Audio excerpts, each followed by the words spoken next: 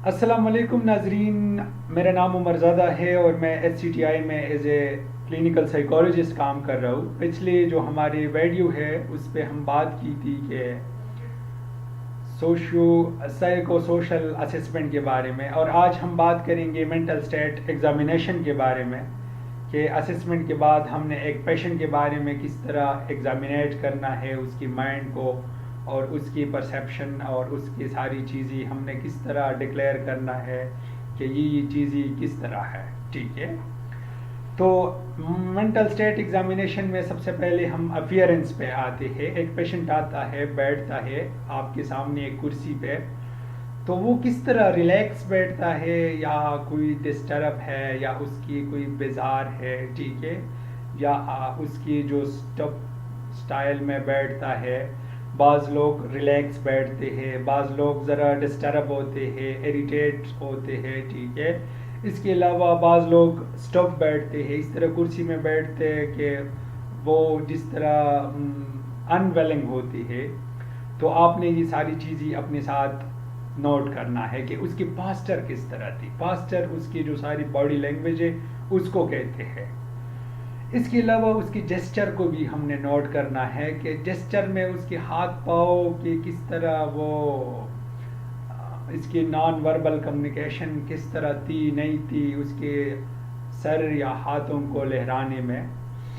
इसके अलावा हमने ग्रूमिंग पे जाना है। ग्रूमिंग में हम एक बच्चे के बचपन से एक इंसान की एक आदत होती है अपने आप को साफ रखना या अपने आप को ज़रा सेट करके लोगों के सामने बैठना। तो हाँ, वो कितना वो अनकेप्ट था, वो डर्टी था, वो वेल ग्रूम्ड था, किस तरह उसकी जो अपियरेंस है वो ग्रूम है या नहीं है, वो हमने अपने साथ लिखना है।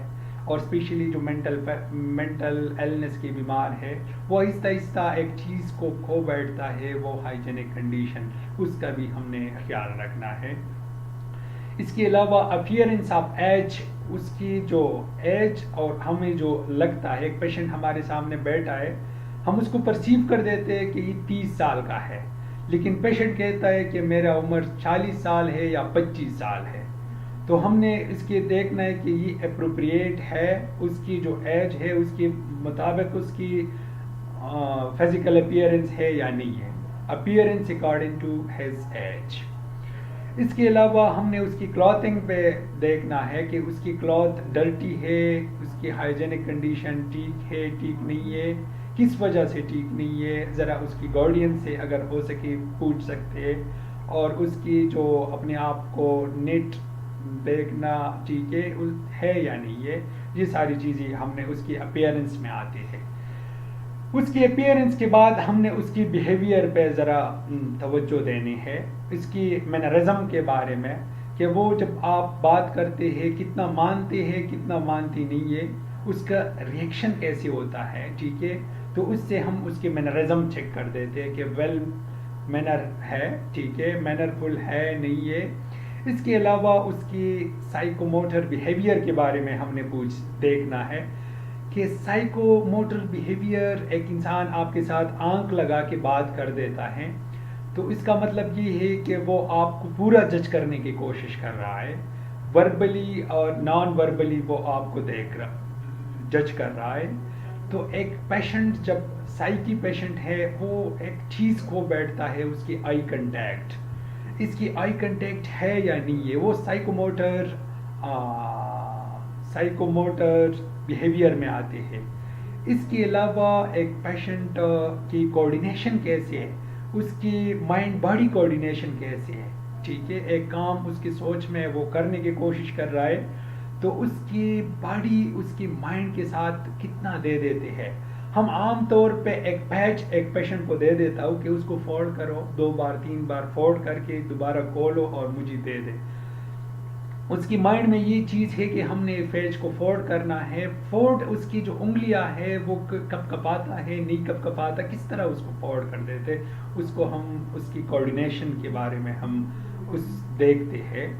इसके अलावा उसके टेक्स्ट के बारे में, टेक्स्ट आप लोग जानते हैं कि बाज़ लोगों के टेक्स्ट ये होता है कि ज़्यादा अपनी ब्लैंकिंग ऑफ आइज कर देते हैं, ये भी एक टेक्स्ट है। बाज़ लोग एक इस तरह कर देते हैं, ये भी एक टैक्स होती है। बाज़ लोग एक पाव को हमेशा इस तरह शेवरिंग कर देते हैं पाव से, ये भी एक टैक्स है। हमने उसकी टैक्स को देखना है और उसको लिखना है। सेशन के दौरान कभी इस पे हमने स्टार्ट में डिस्कस नहीं करना है, ठीक है। तीसरी बात उसकी एटीट्यूड टुवर्ड एग्जामिनर है, ठीक है, कि एक एग्जामिनर या एक साइकोलॉजिस्ट उसके सामने बैठा है तो उसकी एटीट्यूड इसकी तरफ कैसे है, वो रिलायबल है। रिलायबल का मतलब ये है कि उसकी सारी बिहेवियर वो रिलायबल है या नहीं है। इसके अलावा कोऑपरेटिव है। कोऑपरेटिव मतलब ये कि जो आप उसको एक बात कहने की कोशिश कर रहा है, मानने की कोशिश कर रहा है, पूछने की कोशिश कर रहा है, कितनी हद तक वो बंदा ये आपकी बातों को मानते हैं, उसको हम कोऑपरेशन कहते हैं। आपके साथ उस सेशन में उसको कोऑपरेशन कितना है, ठीक है। इसके अलावा सेडेक्शन उसमें कितना है। एक सेडेक्शन होता है, एक सेडेटिवनेस होता है। सेडेटिवनेस उसकी गनुदगी और ख्वाब में जाना, नींद में जाना, इसको हम सेडेटिवनेस कहते हैं। और सेडेक्शन एक पेशेंट की special type of sexual behaviour होता है, जो प्लेटिनस बिहेवियर है। एक इंसान को this is scratching of private organs, display of private organs, या उसके जो सेक्सुअल बिहेवियर्स में आते हैं ये सारी चीज़ें, कितना वो जो सामने उसके एक इंसान बैठा होता है उसको कितना अपना जो सेक्सुअल इम्पल्सेस दिखाने की कोशिश कर रहा है, उसको हम सेडेक्शन कहते हैं, ठीक है। उसमें मुख्तलिफ किस्म के scratching of private organ, display, प्लेटियंस बिहेवियर, इस तरह मूंछों पे, दाढ़ी पे, सर पे हाथ मारना, और एक इंसान जब एक जगह पे इस तरह बैठ नहीं सकता आराम के साथ, तो हम उसकी सेडेक्शन उससे मालूम कर देते हैं कि सेक्सुअली उसमें कितना टेंडेंसी है, उसकी इम्पल्सेस किस तरह वो सेक्सुअली ओरिजिनेटेड है। इसके अलावा हमने उसकी हॉस्टिलिटी के बारे में देखना है कि उसमें एंगर है, कंपल्सिविटी है, कितनी हद तक है, हम उससे पूछ भी सकते हैं, ठीक है। और उसकी फ्रेंजिक जो हिस्ट्री है उससे हमने फिर ये चीज़ें ज़रा ज़्यादा मालूम करना है। इसके अलावा डिफेंसिवनेस उसमें कैसे है।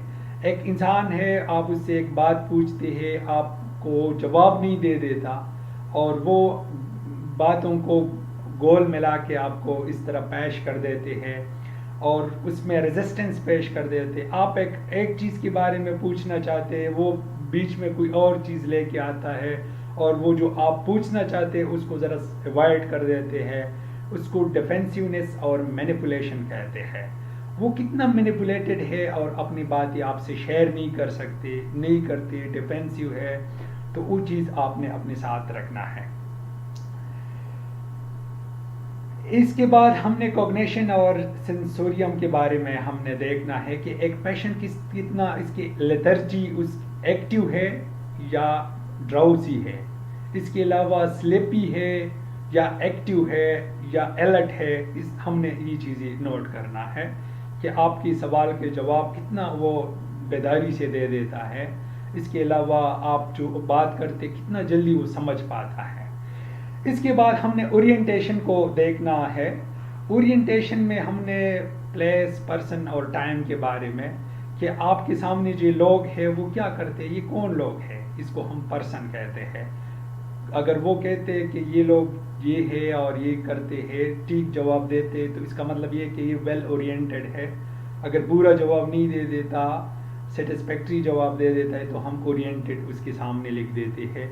अगर उसको पता नहीं है तो हम उसको नॉट ओरिएंटेड कहते हैं। इस तरह टाइम के लिहाज से कि अभी टाइम क्या है, रात है, दिन है, सपहर दोपहर है या शाम है, सुबह है, ठीक है।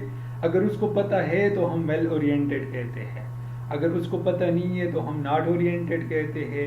इसके अलावा उसके जो प्लेस के बारे में कि आप कहाँ पे बैठा है, तो अगर वो सही जगह बता देते तो इसका मतलब ये कि ये बंदा ओरिएंटेड है। इसके अलावा फिर हम मेमोरी में आते हैं कि मेमोरी उसकी कैसी है। उसकी जो इमीडिएट मेमोरी है, उसके अलावा रेसेंट मेमोरी है या रिमोट मेमोरी है। इमीडिएट का मतलब ये है कि अभी आप आते तो आप क्या कर रहे थे, अभी मेरे आने से पहले आप क्या कर रहे थे, उसको इमीडिएट मेमोरी कहते हैं।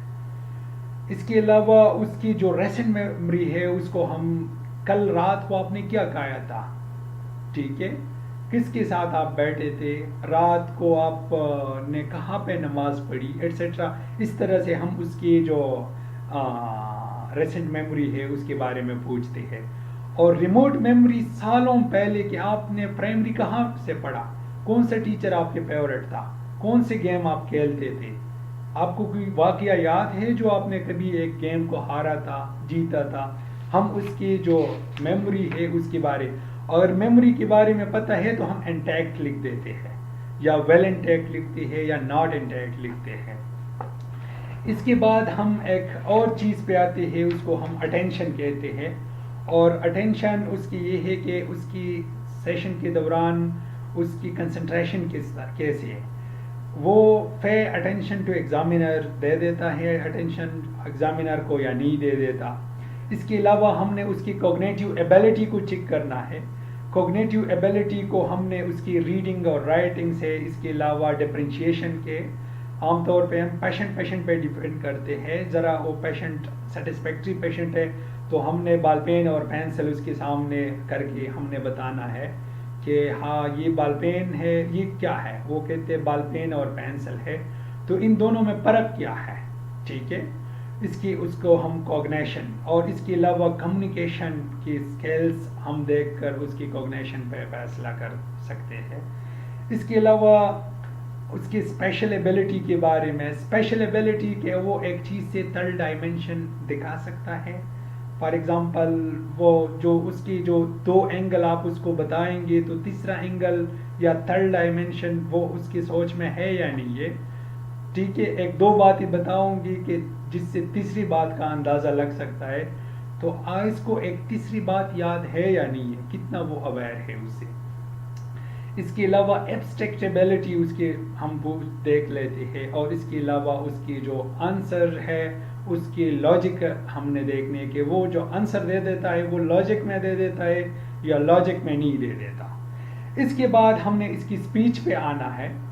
एक इंसान आम हालात में इस तरह बात करते हैं नॉर्मल, उसको हम ऑर्डिनरी स्पीच कहते हैं। कम करते तो लो स्पीच, और ज़्यादा हम उसकी हाई स्पीच कहते हैं। और इसके अलावा उसकी स्पीड कैसा है, जो बात कर रहे हैं बात करने के स्पीड फास्ट है या स्लो है, ठीक है। वो हम प्रेशर ऑफ स्पीच एक बीमारी है, उसके लिहाज से हमने उस पर डिस्कस करना है। इसके अलावा उसकी स्पीच और उसकी जो वॉल्यूम है उसके दरमियान कोई आर्टिकुलेशन है, ठीक है। एक इंसान तेज बोलता है तो वाकई वो फास्ट बोलेगा, ठीक है। कितना आर्टिकुलेशन है, अप्रोप्रिएट है या नॉट अप्रोप्रिएट है। इसकी लैंग्वेज डिफिशिएंसी कैसे है, ठीक है। लैंग्वेज में उसका उर्दू ज़बान आप उससे बात करते हैं, उर्दू ज़बान में उसको उर्दू आती है या कितनी हद तक आती है, ठीक है। इसके बाद उसने उसके मोड एंड इफेक्ट के बारे में पूछना है, वो हैप्पी है, रिलैक्स है, ठीक है, या वो सैड है, डिप्रेस है, ठीक है। लेकिन उसकी बॉडी लैंग्वेज से क्या पता चलता है, बॉडी लैंग्वेज वो क्या दिखा देती है कि एक पेशेंट मूड हैप्पी है, और बॉडी लैंग्वेज उसकी कैसी है, हैप्पी है या नहीं हैप्पी है, ठीक है। और उसकी दरमियान आर्टिकुलेशन और कंग्रुएंसी हमने देखना है। जब एक इंसान हैप्पी है बॉडी अपीयरेंस से भी पता चलता है, तो हम उसकी कंग्रुएंस लिख देते हैं, ठीक है। इसके अलावा हम जो असल चीज़ पे आते हैं वो उसकी थॉट्स है, और थॉट्स में हमने सबसे पहले उसकी कंपल्जन और ऑब्सेशन के बारे में, कि एक चीज़ एक बात आपको बार बार आती है या नहीं आता। इसके अलावा उस बात जब आप याद आती है तो आप इसके बारे में कितना एक्ट कर देते हैं, और ये बात आप गैर ज़रूरी समझते हैं जो हमेशा आपके दिमाग में आती है। फॉर एग्ज़ाम्पल किचन की सफाई चेक करना, अपने आप की सफाई, बार बार हाथ धोना, बार बार ये सोचना कि ये दरवाज़ा बंद है नहीं है। आप ये सोचे आते हैं, कॉन्शियसली आते हैं, आपको पता है कि ये सोचे गैर ज़रूरी है, फिर इस पे एक्ट कितना करते हैं, ठीक है। उसको हम ऑब्सेशन कंपल्जन कहते हैं। इसके बाद हमने फोबिया देखना है कि आपको कुछ डर लगता है अंधेरे में जाने से, ऊंचाई में जाने से, अलग अकेले कमरे में बैठने से। इसके अलावा कभी बैठ कर ये सोचे कि छत गिर जाएगा, कभी इस तरह चीज़ों के बारे में आप सोचते हैं उसकी खूबिया को मालूम करने के बाद। इसके अलावा सर्जिकल इंस्ट्रूमेंट, एनिमल्स एक्सेट्रा के हमने उसके हवाला देनी है। इसके बाद हमने डिल्यूजन पे जाना है कि उसकी कोई ऑल बिलीव्स है, कितनी हद तक है, गैर ज़रूरी सोच इसकी ज़िंदगी में है, कितनी हद तक है, और उस कितनी उसको एक्ट कर देता है, उसको अपने एक्ट में शामिल कर देते हैं। और आइडिया ऑफ रेफरेंसेस के बारे में हमने पूछना है कि घर वाले कभी कभी कहते हैं कि आप पागल है या जहनी लिहाज से आप कमज़ोर है, तो हमने उसकी थॉट्स एसोसिएशन और फ्लुएंसी को यहाँ से मालूम करना है। इसके बाद हमने परसेप्शन पे काम करना है। परसेप्शन में उसकी हेलुसिनेशन है, कभी आवाज़ ही सुनती है आप, उसको एडेटरी हेलुसिनेशन कहते हैं। कभी आपके आंखों के सामने कोई धुली धुली सी चीज़ आती है या कोई तस्वीर आती है, उसको हम विजुअल हेलुसिनेशन कहते हैं। कभी आपको लगता है कि किसी ने आपको टच किया, जिसको टेक्टाइल हेलुसिनेशन कहते हैं। इसके अलावा कभी कभी एक तस्वीर एक अजीब तरीके से आपको कोई और तरीके से नज़र आता है, इसको हम इल्यूजन कहते हैं। ठीक है, ये चीज़ें है या नहीं है, अगर है कितनी हद तक है, कितनी टाइम से है, वो हमने अपने साथ लिखना है। Severity plus duration. इसके बाद हमने उसकी सेल्फ अवेयरनेस देखनी है कि आप ये सिचुएशन है, इसका पता है ये क्या सिचुएशन है। ठीक है, इस सिचुएशन के जजमेंट कर सकती है, ओरिएंटेड है उससे। इसके अलावा अपनी बीमारी से ओरिएंटेड है कि हाँ मैं बीमार हूँ, या बीमारी कितनी हद तक वो मानते हैं या उस ब्लेम को प्रोजेक्ट कर देते हैं। ठीक है, हम उसके इंसाइटमेंट वहाँ से मालूम कर देते हैं। और आखिर में हमने उसकी इम्पल्सेस पे बात करने के एग्रेशन और सेक्सुअल इम्पल्सेस पे उसकी कितना कंट्रोल है। सेक्सुअल इम्पल्सेस उसके हम सेडक्शन से मालूम करते हैं, और उसकी जो फोरेंसिक हिस्ट्री प्लस हॉस्टिलिटी से हमने उसके एग्रेशन को मालूम करने हैं। और फिर इसके बारे में हमने छोटा सा कमेंट लिखकर उसको हमने अपने साथ रिजर्व रखना है। ठीक है, ताकि हम उस पेशेंट के जो ब्रीफ हिस्ट्री है वो अपने साथ रखें। तो हमने आज बात की मेंटल स्टेट एग्जामिनेशन पे। इंशाल्लाह हम आइंदा वीडियो में फिर हम स्टूडेंट्स प्लस पेशेंट्स के लिए मुख्तलिफ किस्म के वीडियोस लेके आएंगे। ठीक है, तब तक हम अपनी दुआओं में याद रखिए।